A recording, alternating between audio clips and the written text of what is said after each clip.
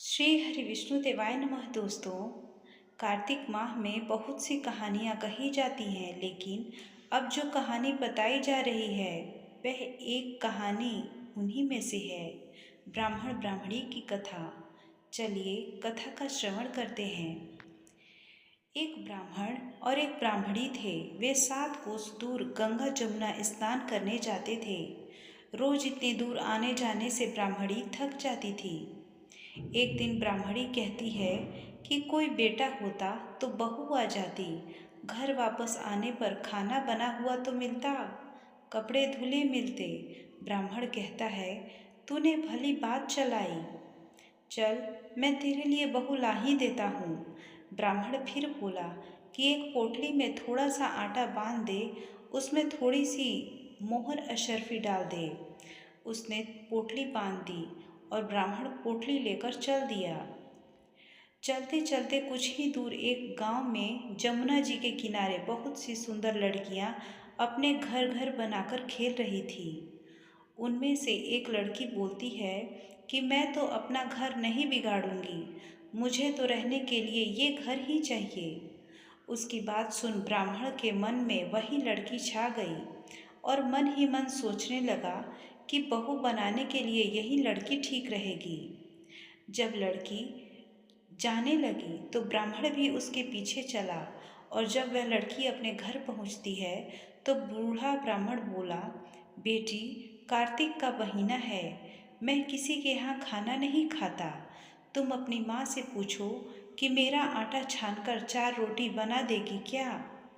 यदि वह मेरा आटा छानकर रोटी बनाएगी तभी मैं खाऊंगा। लड़की अपनी माँ को सारी बात बताती है। माँ कहती है कि बेटी, बाबा से कह दे कि रोटी में 4 रोटी वह भी खा लेंगे।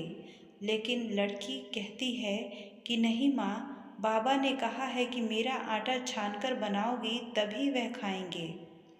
तब उसकी माँ कहती है कि ठीक है, जा बाबा से कह दे कि अपना आटा दे दे। उसे आटा छाना तो उनमें से मुहर अशर्फी निकलती है। वह सोचती है कि जिसके आटे में इतनी मुहर अशर्फी है उसके घर न जाने कितनी होगी।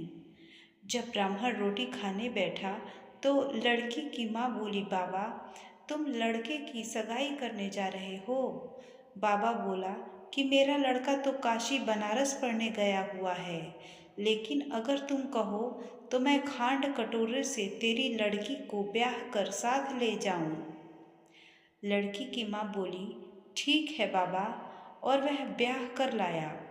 घर आकर बोला, रामू की माँ, दरवाज़ा खोलकर देख, मैं तेरे लिए बहू लेकर आया हूँ, आकर बहू का स्वागत सत्कार कर।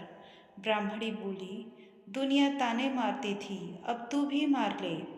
हमारे तो 7 जन्म तक कोई बेटा बेटी नहीं है, तो बहू कहाँ से आएगी। ब्राह्मण बोला, ना, तू दरवाज़ा तो खोल। ब्राह्मणी ने दरवाज़ा खोला तो सामने बहू खड़ी देखी। तब वह आदर सत्कार से बहू को अंदर ले आई। अब जब ब्राह्मण ब्राह्मणी नहाने जाते तो बहू घर का सारा काम कर रखती, खाना बनाती और सास ससुर के कपड़े धोती और रात में उनके पैर दबाती। इस तरह से काफ़ी समय बीत जाता है। सास बहू को सीख देती है कि बहू, चूल्हे की आग न बुझने देना और मटके का पानी खत्म न होने देना। एक दिन चूल्हे की आग बुझ गई। बहू भागी भागी पड़ोसन के घर गई और बोली, मुझे थोड़ी सी आग दे दो, मेरे चूल्हे की आग बुझ गई है। मेरे सास ससुर सुबह 4 बजे से बाहर गए हुए हैं, वे थके हारे होंगे, वापस आएंगे, मुझे उनके लिए खाना बनाना है। पड़ोसन कहती है, अरे तू तो बावली है, तुझे तो ये दोनों मिलकर पागल बना रहे हैं। इनका ना कोई बेटा है और ना कोई बेटी ही है। बहू बोली, ना ना, आप ऐसा मत बोलो, क्योंकि इनका बेटा काशी बनारस पढ़ने गया है। पड़ोसन बोली, अरे तुझे ये झूठ बोलकर लाए हैं, इनका कोई बेटा नहीं है। अब बहू पड़ोसन की बातों में आ गई और कहने लगी कि अब आप ही बताओ कि मैं क्या करूं। पड़ोसन कहने लगी, करना क्या है, जब सास ससुर आए तब जली फूकी रोटी बना देना, अलूनी पलूनी दाल बना देना, खीर की कड़छी दाल में और दाल की कड़छी खीर में डाल देना। बहू पड़ोसन की सारी बात सीख कर घर आ गई और जैसे पड़ोसन ने बताया वैसा ही उसने किया। जब सास ससुर घर आए तब भूखों का कोई आदर सरकार बहू ने नहीं किया और ना ही उनके कपड़े धोए।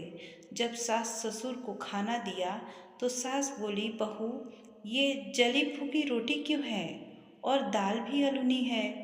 बहू पलटकर जवाब देती है कि आज यूँ खाओ सासू जी, अगर एक दिन ऐसा खाना खा भी लिया तो तुम्हारा कुछ बिगड़ नहीं जाएगा।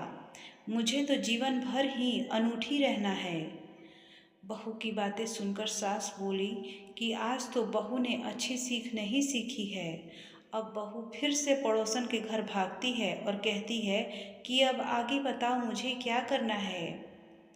पड़ोसन बोली कि अब तू सातों कोठों की चाबी मांग लेना। अगले दिन जब सास जाने लगी तो बहू अड़ गई कि मुझे तो सातों कोठों की चाबी चाहिए। तो ससुर कहने लगा कि दे दो इसे चाबी, आज नहीं तो कल चाबी तो इसे देनी ही है। हम आज हैं कल नहीं हैं, इसलिए चाबी दे दो। सास ससुर जाने के बाद बहू ने कोठे खोलकर देखा तो किसी में अन्न भरा है, किसी में धन भरा है, किसी में बर्तन भरे हैं, किसी में अटूट भंडार भरे पड़े हैं।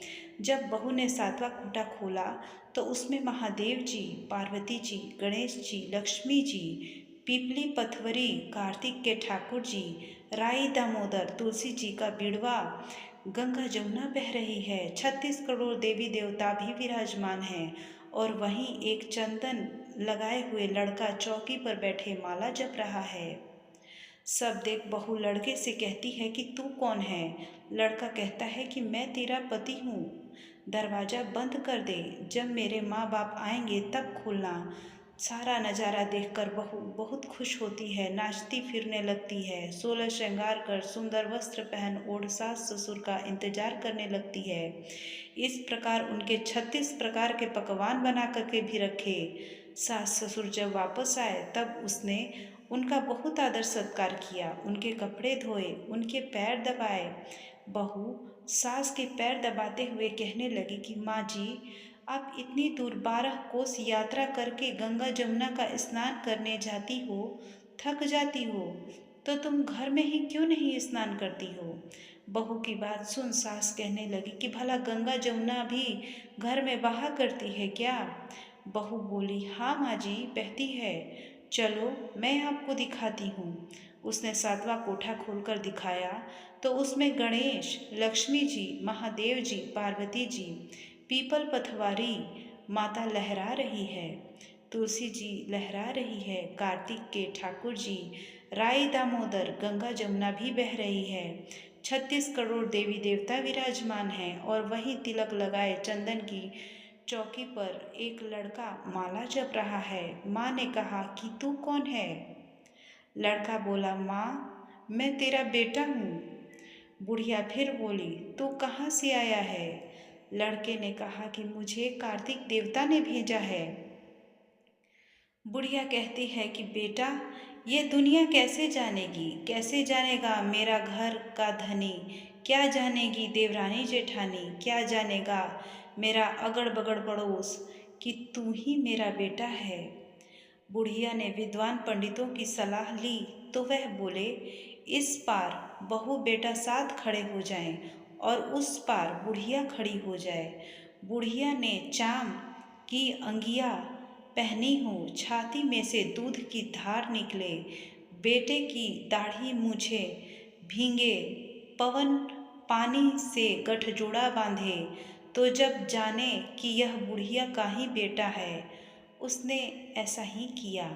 चाम की अंगिया फट गई, छाती में से दूध की धार निकली, बेटे की दाढ़ी मूछें भीग गई, पानी से बहू बेटे का गठजोड़ बंध गया। ब्राह्मण ब्राह्मणी की खुशी का पार न रहा, वे बहुत खुश हुए। हे कार्तिक ठाकुर जी, राई दामोदर भगवान ने जैसे बेचा बहू उसको दिए, वैसे ही सभी को देना। श्री हरिविष्णु देवाय नमः। दोस्तों, ये थी कार्तिक माह में सुनी जाने वाली कहानी कथा। आप भी श्रवण कीजिए तथा प्रभु की कृपा प्राप्त करिए। धन्यवाद।